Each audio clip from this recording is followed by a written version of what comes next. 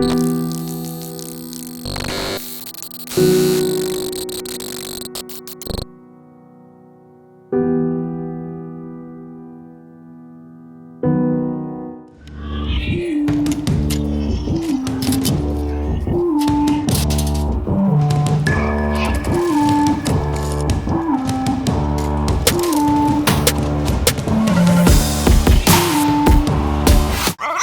is up, folks? I am sitting here in front of our editing suite. We do edit on PC just because it's a little easier. You can get more bang for your buck, but we do use MacBooks when we're on the go and when we're on location.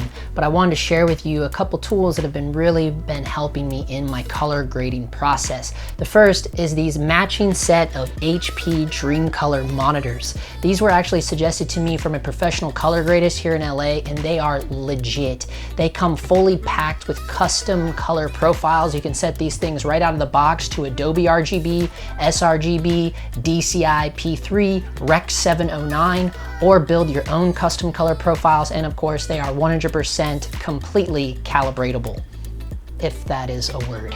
Anyways, I cannot recommend the HP DreamColors enough, so check them out if you haven't done so already. The second are these awesome LUTs and Powergrades for the Pocket 4K and for the Pocket 6K. These were put out by Juan Melara. If you are new to him, you should definitely check out his YouTube channel. He has the very best color grading tips and tricks.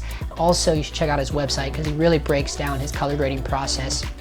I am highly anxiously awaiting for him to put out a full tutorial on how he uses these Pocket 4K to Alexa Powergrades and LUTs. He just barely skims the surface on his website, but I'm gonna show you right now how I've been using not only the Powergrade, but also the LUTs in my workflow. Juan created these Powergrades because he bought the 6K to be a good B cam to go along with his Alexa, and he is a professional color grader, so this guy knows his stuff. I do want to point out that Juan doesn't know me, I don't know him, and he's by no means paying me to do this. He doesn't even know I'm making this video, and when he sees how I've been mutilating his node trees, he's probably going to laugh. But either way, I'm really enjoying the LUTs and the look of it, and it actually is improving how my footage looks. Let's dive into the computer and I'll show you how it can help your color grading. For monitoring, we're just gonna do optimize media resolution. We're just gonna look at proxies here for the monitoring. Okay, we're gonna change this to 1 second, and I'm gonna go here to image scaling. No, we want to do center crop with no resizing. Color management, I'm going to change the timeline color space to the Blackmagic Design Pocket 4K Film Gen 4. Okay, I'm going to scroll down here. I'm going to hit Make Broadcast Safe. Okay, Camera Raw. I'm going to change this to Blackmagic Raw and save. And the first things first is I need to resize this. So I need to go to editing size, and I'm going to change this to 0.47 because I'm editing on a 1080 timeline for the sake of this tutorial. We have the Alexa Rec 709 LUTs. So this is what you get if you buy the whole package minus this film emulation. These film emulation LUTs are things that Juan offers for free on his website, and he talks about using these a lot in color space transform and things, and these are the LUTs that he grades through, and he offers these for free over on his website. So these are I just threw these in the same folder, but if you buy the bundle, you get this folder, which is the Alexa Rec 709 LUT, which comes with the Arilog C to Video 709, and then it also comes with the 709 wide dynamic range, and then it also comes with wide dynamic range highlights, and then wide dynamic range roll off. And then also you get this P4K to Alexa Log C folder, and it comes with your in-camera LUTs. So you get the P4K to Alexa Log C. This is for ISO 400, and then you get it for ISO above 400, okay? And then input scale, these are used, I'll show you how to use these. These are input scale if you're gonna build your own node tree for ISO 400 and 800. And then here he has standard, the ISO 400 or 800 cube files. Yeah, so you get a bunch of in-camera LUTs. These are the normal ones for different ISOs. And then you get these ones if you wanna monitor on set with the high dynamic range LUTs, and then here's the different power grades. So he has an ACES version, and then he has a normal version. Now, if you want to see the actual power grade, which he recommends using, basically you'll go import here. We want to do the non-ACES version. To use the ACES version, you have to do some different adjustments in your program settings, but we're not going to do ACES. I'm not concerned with that. I just want to show you this power grade. So then you'd right click and say apply grade. So he has put out an updated version of the power grade. So this is his old power grade, and it doesn't include one of the ending LUTs, but I can show you where to plug it in at. Okay, so I'm going to get rid of gallery so we have more real estate. I'm going to pull this out so you can really look at the node tree here and you can see what's going on. So for the sake of this little walkthrough, I'm doing this on my MacBook just because I have screen record, because it's just a feature that's included on MacBooks and it's just super easy, and it's harder to do screen records on Windows. This is his entire node tree for the power grade, and as you'll see, he has exposure turned off, so we're just gonna turn that back on with Command D. Turn that exposure back on. We're gonna turn back on the highlights mode, Command D. Okay, so basically because see here, mine has the X out because this doesn't include the other LUTs that he had. Oh, that would explain it. So fuck, I don't even have these in my folder, so we are going to copy those 4 items. So if you don't know how to add LUTs to Davinci, I'm in here under, I hate the little cogwheel, you go to color management. We are in here at the lookup tables section of color management. You hit the open LUT folder. This is gonna open up your LUT folder here, and then basically I've just copied those other LUTs, right click and paste 4 items into that folder. Scroll up, you see them in there now. Now we can X out of this. I don't know, that's the other one. We're gonna hit update lists. And there it goes. And then hit save. I'm gonna right click here, turn on the LUT, and oh my god, I hate this. Okay, we're gonna try the first one first. Oh, he has it disabled. Turn it on. So that's the one we get here. I'm gonna just see what the other ones look like. I'm gonna try the wide dynamic range. Yeah, so the wide dynamic range is less contrasty. It's kind of whatever you prefer. I'm gonna go with this. I'm actually gonna wait until we get in tighter on our guy a little bit here. Okay, so this is good. Okay, now I'm gonna show you a couple things that Juan recommends on some other tutorials here. So something else you can do. So first of all, what he suggests to do is go to your camera raw tab, put this on clip, make sure your color space is in fact on Blackmagic Design, but it should already be by default if you shoot in RAW. By the way, just shoot in Blackmagic RAW. Make sure your gamma is in Blackmagic Design film as well. And then he recommends shooting in ISO 800, which is new. And he primarily does that because it's easier to match to his Alexa. ISO 800 is the native ISO of the Alexa. He says that by shooting at ISO 800 in the Blackmagic Pocket 4K, it kind of matches the grain that you see in the 2.6K RAW of Airy RAW. However, that's all new to me, so I've always shot at ISO 400. And he does maybe suggest bumping to ISO 800, but as you'll see, I don't really want to do that, so I'm just going to live at the ISO I shot at. And the reason why, because ISO 800 is a full stop higher than what we originally shot at. One thing's weird here I've noticed, for whatever reason, when I recorded on the day for this is a shot, this is my footage by the way, for whatever reason I shot at tint 15, so you don't want that. You want to change this back to 0 and put our tint back to 0. I'm going to leave my color temp at 5250. Juan does recommend always shooting at 5600 unless you are messing with NDs and stuff, but I kind of use a color meter on set, so I'm okay staying at the white balance that I have. But if we want to check those things and change those things, jump over here to the third node, which is the exposure node. You can come over here. You can turn on your vector scope here, and I have my skin tone indicator turn on. If yours isn't on, you click these little things, and you'll see skin tone indicator, make sure that's checked, okay? So as you can see, I am a little off there, and I would recommend jumping over here. So I'm in the color wheels panel now, and instead of primary wheels, since I shot in RAW, I'm gonna work off of the log color wheels, okay? So I'm gonna use my offset, and this is something else Juan recommends. So I'm gonna pump this way, this way, this way, this way. And I'm kind of looking at my monitor, but I'm also kind of looking at the skin tone line, and this is pretty good. That looks pretty warm, or actually, man, this is off a little bit. So I'm getting a little bit of lag because of the screen record, so this is a little harder to dial in. And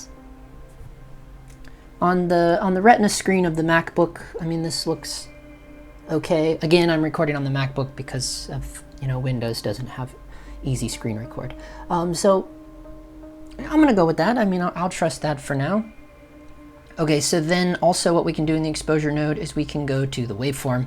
And as you'll see, even at ISO 400, I'm still kind of bumped way up. So I'm gonna use my offset wheel and I'm gonna bring it down. And I might bring it down a little more right there. Now, something cool that I like to do is, now this is extra, down here at the end of my 8th node, I'm gonna add a 9th node. So I'm gonna do Command S, and I'm sorry, Command S is save. I'm gonna do Option S and throw in another node, and then I'm gonna pop open my OpenFX tab. I'm gonna scroll all the way down here. Where's my 9th node? And I'm gonna drop in this false color scope. I'm gonna drop that in. And now you have false color. Now this is an added feature. This has nothing to do with Juan's stuff. This is on timeandpixels.com, and you can pick this up over there. It does cost money. So you hit Blackmagic Video Assist because that's what I'm used to monitoring in. And now I can see the exposure on my guy. And this is actually pretty decent. We have pinks and grays on his key side, and the shadow side looks really nice actually. We have like almost a nice little Rembrandt right here. So I'm gonna click that off, and I'm pretty happy with my exposure. So yeah, I mean, that's something that I use a lot in my color grading process. So yeah, this is pretty good. If you really, now this is why I don't mess with his Powergrade too much, because he has all these different nodes and there's so much going on here, and I don't know, I don't really like digging into these nodes that seem to already have something. So I'm like anxiously awaiting for Juan to put out another tutorial, hopefully, where he breaks down his workflow on how he built this node tree just a little bit more, because he just briefly goes over it on his website, and this is a little intense for me. So I'm gonna actually show you a different route that I go, but just to give you an idea of what we're doing here, I mean, check this out. I mean, that's pretty good. It's pretty decent right out the box, right? And you saw how quick and easy what I did there. Okay, but now what I wanna do, I wanna show you something that I feel a little bit more comfortable working with. So I'm gonna delete all these, and we're gonna start from scratch again. So I'm gonna add like 4 or 5 nodes in here, okay? So on node 1, so take note, once you change things in your camera raw tab, it's always like that. I actually forgot to do one thing. Usually you want to make sure you check highlight recovery. That's pretty important as well. Okay, but the one thing that Juan recommends, and this kind of goes back to his earlier tutorials as well, in node 1, he turns on the noise reduction. So that's in this little speed logo here.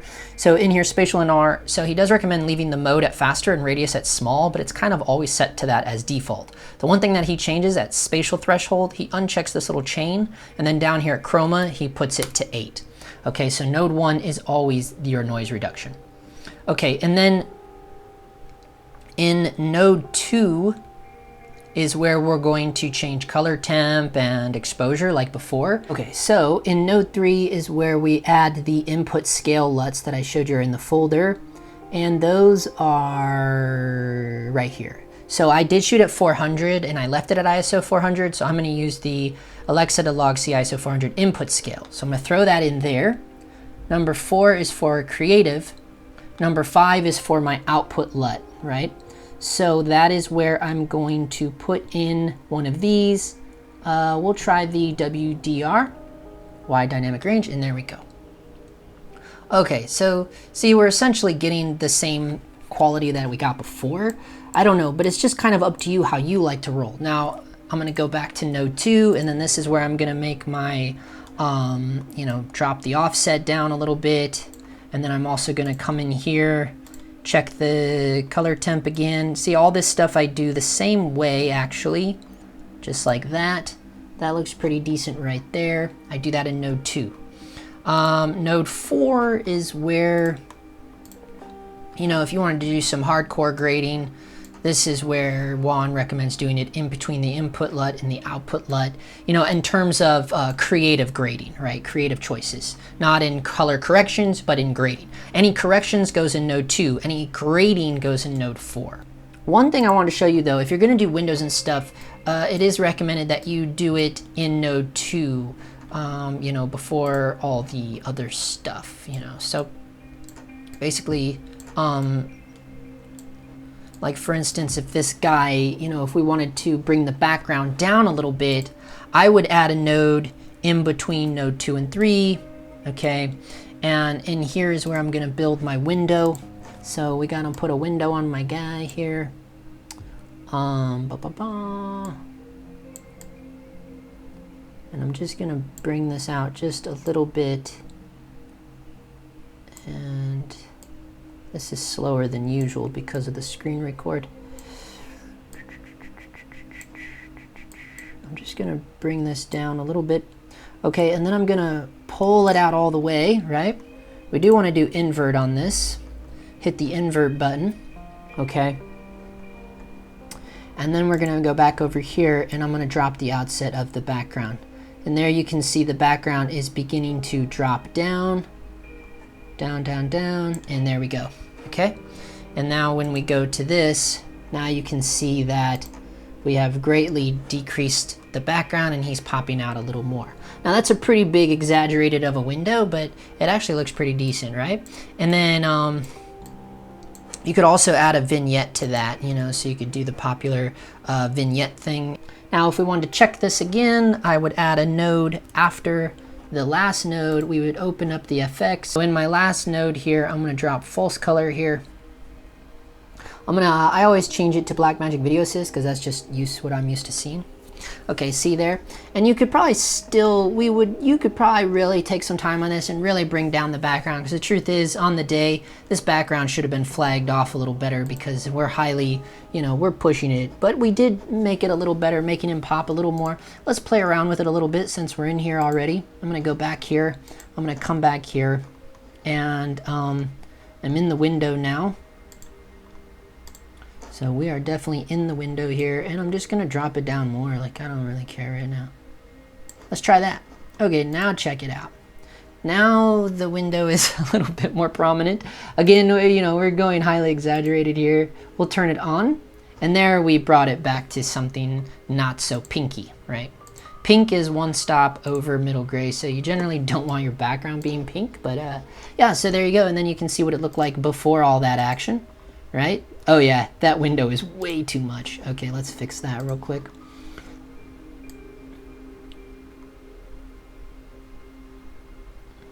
There we go. All right. Yeah, so there's the raw, and then there's the yeah, the window's super exaggerated. So, but this isn't obviously anything that I would deliver, but you know, we're just doing this as a quick thing, just a quick rundown to show you, you know, how these LUTs roll. Now, if you wanted to play around and look at the different varieties of the different flavors that he gives you, there is the normal Rec 709. So that one's pretty crunchy. Actually, that one is more quote unquote filmic, if you ask me. And then the one that we were just looking at was the wide dynamic range, right? So there's that one. It's a little creamy, right? The wide dynamic range. And then also, God, I hate the way Davinci does this. The highlights is, see, it preserves the highlights, so it, you know, crunches it down a little bit. And then also we have the roll off here. So there's the roll off. So it's just kind of whichever one you prefer. You have 4 beautiful flavors to choose from, and of course you can drop those in your camera as well on your monitor, and that's something really pleasant for the client to look at. Yeah, so it's just pretty impressive, and I really can't wait for Juan to put out those new tutorials. If you haven't checked out his website, check it out. Check out his YouTube as well. I'll put a link to that down in the description below. Again, I don't know Juan. He doesn't know me. He's not paying me to do this, or he didn't even, you know, he didn't send me this stuff or nothing. This is just something interesting I found, and Me and my friends over on Patreon, we've been messing around with this, you know, because of the current state of affairs, so I wish you all safe and well. Hey, if you're a fan of the channel and like to support, there's a couple different ways you can do that. The first and easiest way is to just hit that subscribe button and be sure to hit the bell so you get the latest videos as soon as they're dropped. But if you want to go above and beyond that and be a part of a daily filmmaking conversation, then I invite you to join the DogTimes community over on Patreon. That is where once a week I release an exclusive members-only video breaking down projects, talking gear, and sharing real-world experiences as a DIY indie filmmaker in Los Angeles. But my favorite part about the Patreon is the conversations happening over on Discord. That is where you will be connected with like-minded filmmakers and have instant access to learning ways to improve your own skills so you feel more confident about working on set as a professional. So welcome to the DogTimes community, and I'll chat with you soon.